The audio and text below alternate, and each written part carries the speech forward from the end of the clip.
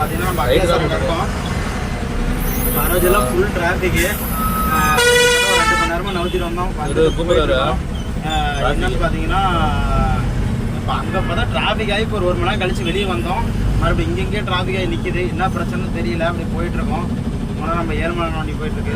கட்டில் அடிச்சுருக்காங்க. ஹாய் மக்கள், வண்டி ஆக்சிடென்ட் ஆகிடுறா.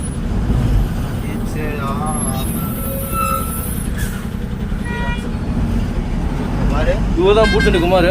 இந்த பாரு, அது அவங்களுக்கு தெரியும் பூச்சணி குமார்னு. இந்த பாரு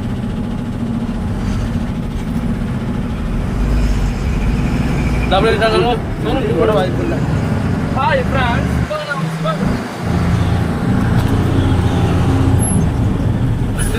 அப்படியே ஹாய் ஃப்ரெண்ட்ஸ். இப்போ பார்த்தீங்கன்னா நம்ம எங்கே இருக்கோம் பார்த்தீங்கன்னா அவரங்காபாத் பக்கமாக போயிட்டுருக்கோம். 2 வண்டி 7 மணி வண்டியே நம்ம வண்டி வந்துருந்தோம்.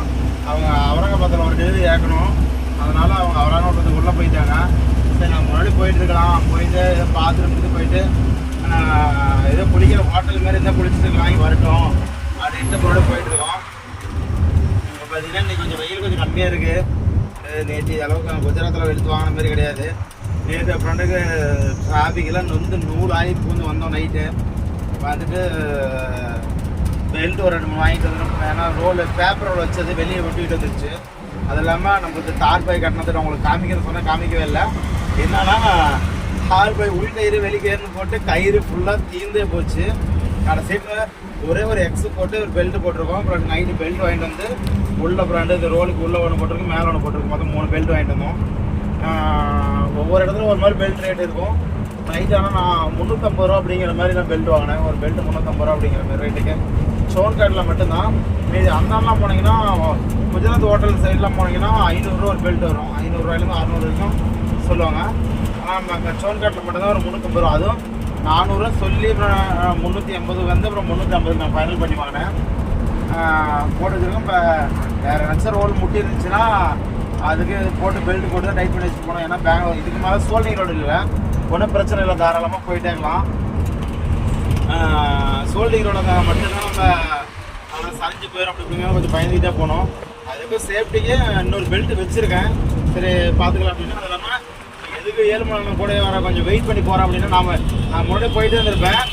எதுக்கு வெயிட் பண்ணி போகிற முடியும்னா நம்ம வண்டி சடியேன்னு ஏதோ லோடு இருக்குது இறங்கிச்சு சரிஞ்சிக்கிச்சுனாவோ கூட இன்னொரு 2 டிரைவர் இருந்தாங்கன்னா கொஞ்சம் நமக்கு ஹெல்ப்ஃபுல்லாக இருக்கும். அதனால தான் 7 மணி நேரம் அன்றைக்கி நைட்டே கிளம்புறவர் தான் தனியாக. நம்மளுக்கு பிரச்சனை எதுவும் வரக்கூடாதுங்கிறதுக்கோசம் நம்ம கூடயே அவர் வந்துட்டுருக்காரு. சரி, ஓகே ஃப்ரெண்ட்ஸ். என்னடா சிவா ஒரே ஜாலியாக கேட்டாரு? ஜாலியா சாப்பாடு பார்த்தீங்கன்னா இன்றைக்கி எங்கள் வீட்டில் வந்து பார்த்தீங்கன்னா கத்திரிக்காய் குழம்பு சாப்பாடு. ஓப்பன் பண்ணி கேப்பிட்டா போங்க.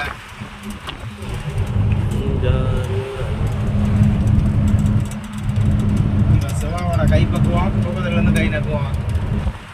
அந்த அளவுக்கு அருமையாக சமைப்பார்.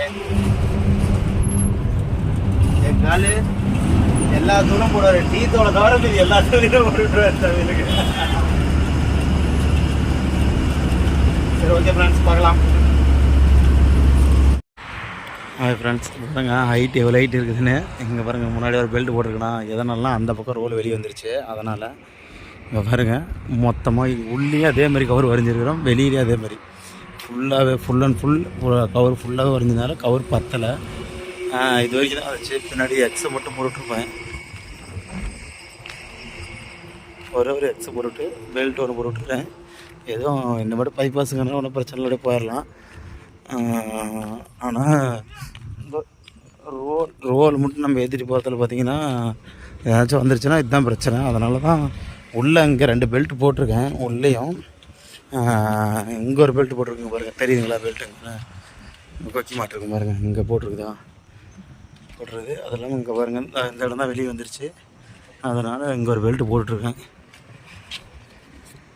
டைட்டாக தான் இருக்குது. இது அண்ணாந்து பார்த்து நமக்கு இருக்கிறது கழுத்தை வழி எடுத்துக்கும். சரி, ஓகே ஃப்ரெண்ட்ஸ், பார்க்கலாம் வாங்க. ஹாய் ஃப்ரெண்ட்ஸ், இப்போ பார்த்தீங்கன்னா நம்ம எங்கே இருக்குது பார்த்தீங்கன்னா எரியூரில். சரி, இங்கேயே 2-3 மணிக்கு பக்கம் ஆயிடுச்சு. இதுக்கு மேலே போய் எங்கள் ரோடு இறக்க முடியாதுங்கிறது நல்லா தெரிஞ்சு போச்சு. அதனால் சரி நைட்டு உள்ள போகிற மாதிரி பூந்துக்கலாம் அப்படின்ட்டு நாங்கள் வந்து நின்றுக்கிட்டோம். அப்படியே குளிச்சுட்டு போகலான்ட்டு குளிச்சுட்டு அதே துணியை துவைச்சி காய வச்சு அது வரைக்கும் குளிச்சுட்டு இருந்தோம்.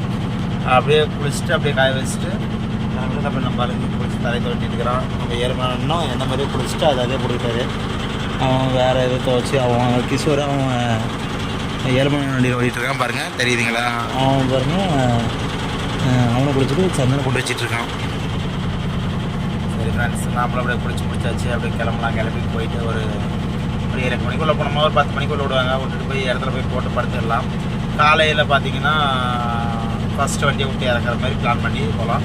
ஏன்னா 2வது டெலிவரி எங்கன்னா ஒத்துலேயே தான் இங்கே தான் இருக்கும் அப்படின்னு சொல்லியிருக்காங்க. எங்கன்னு தெரியல, பார்க்கலாம். தலைச்சிட்டியா?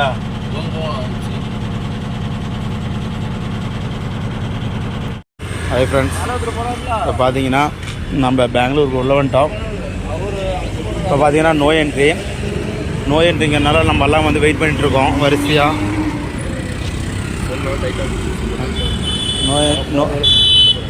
நோ என்ட்ரி ஃபுல்லாக பார்த்தீங்கன்னா அங்கே பாருங்க எல்லாம் வண்டி நிற்கிது. கரெக்டாக 9 மணிக்கு மேலே தான் விடுவாங்க. சரி 10 மணிக்கு மேலே தான் விடுவாங்க. அதனால் நமக்கு நிற்கிறோம். சரி, நம்ம சாப்பாடு வந்து இது பண்ணலை. சரி, பாத்திரத்தெல்லாம் அங்கேயே கழுவிட்டு வந்துட்டோம் குளிச்சுட்டு. சரி, இதுக்கு மேலே போய் சாப்பாடு பண்ணி அடுப்பு சூடாகி அப்புறம் இப்போ இன்ஜின் சூடாகி அதுக்கப்புறம் நம்ம சாப்பிட்டு படுக்கிறதில்ல. அப்புறம் படுத்துவோனமா தூக்கம் வராது, வேர்க்கும் கப்பன்னு. அதனால் சரின்ட்டு கடையில் போய் டிஃபன் சாப்பிட்லான்ட்டு இட்லி போய் சாப்பிட்டு வந்துட்டோம் கையேந்தி பவனில். இப்போ பார்த்தீங்கன்னா 10 மணிக்கு வந்துட்டோம். இது நம்ம வண்டி தான். இதுவும் உள்ளே போய் பெங்களூரில் இறக்கிட்டு ஒரு டெலிவரி இறக்கிட்டு அடுத்தது ஊத்தங்கர போகுது. இது 2 டெலிவரி. நம்மளுது வந்து முன்னாடி இருந்து நம்மளுது ரெண்டும் பாருங்கள் ஈக்குவல் ஹைட்டாக தான் இருக்குது. சரி, ஓகே ஃப்ரெண்ட்ஸ், பார்க்கலாம். ஹாய் ஃப்ரெண்ட்ஸ், இப்போ பார்த்தீங்கன்னா நம்ம பெங்களூர் ஜான்வி கூட நைட்டே வந்துட்டோம். வந்துட்டு நைட்டு ஒரு 10 மணிக்கு வந்து நிறுத்திட்டு இப்போ தான் பாய அவுத்துட்டு நிற்கிது வண்டி. சரின்ட்டு அப்படியே பாய ஊற்றிட்டு இப்படி பார்த்தா சைடில் லைட்டாக ஆயில் கசிகிற மாதிரி இருந்துச்சு. எங்கன்னு பார்த்தீங்கன்னா ஸ்டேரிங் ஆயில் இங்கே பாருங்கள் லைட்டாக லீக்கேஜ் ஆகுது. மேலே நான் மூடி இப்போ நான் ஓப்பன் பண்ணி விட்டு வச்சுருக்கேன். எவ்வளோ ஆயில் இருக்குதுன்னு செக் பண்ணலான்னு. இங்கே பாருங்கள் சைடில் அங்கே தெரியும் பாருங்கள், ஆனால் வடிஞ்சு வரது தெரியுதுங்களா? அதுதான் ஒரு நிமிஷம் இருங்களேன். ஆயில் பாருங்கள். பட் ஸ்டேரிங் ஃபுல்லாக ஒடிச்சமாக வச்சுக்கோங்களேன், ஆயில் வெளியே லீக்கேஜ் ஆகுது. இது நான் டிவிஸில் ஏற்கனவே இது வந்து ஸ்டேரிங்கில் கடக்குன்னு சவுண்டு வருதுன்னு நான் சங்கரியில் சொல்லியிருந்தேன். ஆனால் அவங்க சரியாக பார்க்கல. இது இப்போ மறுபடியும் நான் போயிட்டு இப்போ சித்தத்தூர்கால போய் பார்த்துட்டு தான் போனோம். அப்படியே இருக்குது, எவ்வளோ ஆயில் இருக்குதுன்னு தெரில, பார்க்கலாம். சரி, ஒரே நிமிஷம் இருங்க பார்க்கலாம். டேய், அந்த பக்கம் சந்திரகட்டு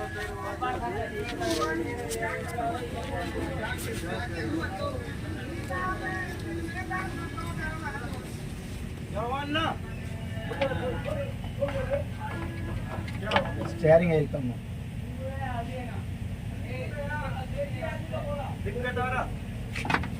கொஞ்சம் தான் குறைஞ்சிருக்கு.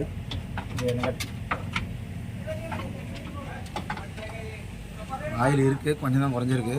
ஆனால் அது எங்கே கீழே லீக்கேஜ் ஆகுது, அதுமாரி லீக்கேஜ் ஆகக்கூடாது. வண்டி திருப்பும் போது கண்டிப்பாக கம்பல்சரி பார்த்துக்கணும்.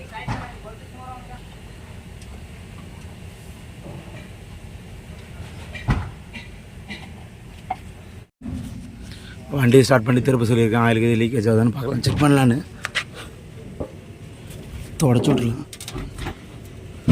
எங்கேருந்து லீக்கேஜ் ஆகுதுன்னு கண்டுபிடிச்சா தான் நம்ம போய் டிவிஸில் கம்ப்ளைண்ட் பண்ண முடியும். கரெக்டாக இந்த இடத்துல தான் லீக்கேஜ் ஆகுது அப்படின்னு சொல்ல முடியும்.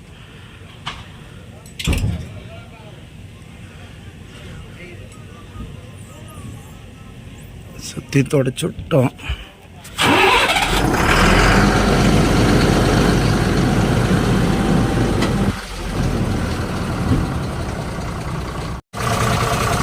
இந்த இடத்துல தான் லைட்டாக கசையுது.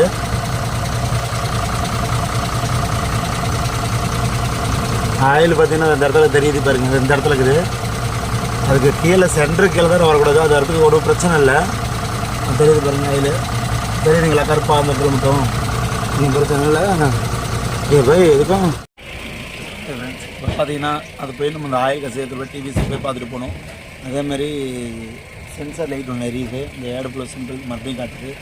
ஒரு சின்ன ஒரு தப்பு செஞ்சதுக்கு நாங்கள் அதை அனுபவிச்சிட்ருக்கோம். என்னென்னு பார்த்தீங்கன்னா ஆயில் டிவிஎஸ் சண்டேங்கிறனால எங்கேயும் ஆயில் கிடைக்காமனால லோக்கலில் ஒரு கேன் ஒன்று வாங்கி ஊற்றணும். லோக்கல்னால் எப்படின்னா கேன் அவங்களும் மொபைல் இதுமாரி தான் வச்சுருப்பாங்க.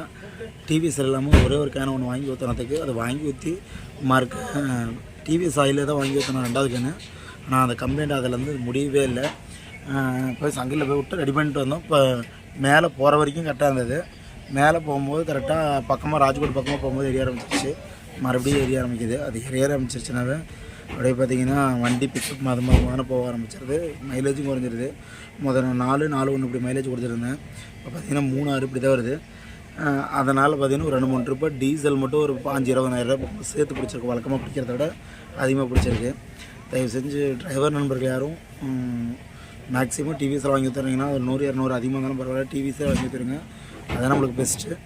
லோக்கல் வாங்கி ஊற்றிட்டு நம்ம இப்போதைக்கு டிவிஎஸ்க்கும் அதுக்கு தான் அடைய முடியாது. அதனால் டிரைவர் நண்பர்கள் யாராக இருந்தாலும் சரி டிவிஎஸில் வாங்கி ஊற்றுருங்க. அதுவும் பிரச்சனை இல்லாமல் நம்மளுக்கு கொஞ்சம் பிரச்சனை இல்லாமல் இருக்கும். சரி, ஓகே ஃப்ரெண்ட்ஸ், லோடு இறக்கிட்டு நம்ம அடுத்தது என்ன பண்ணுறோம் அப்படிங்கிறது காமிக்கிறோம்.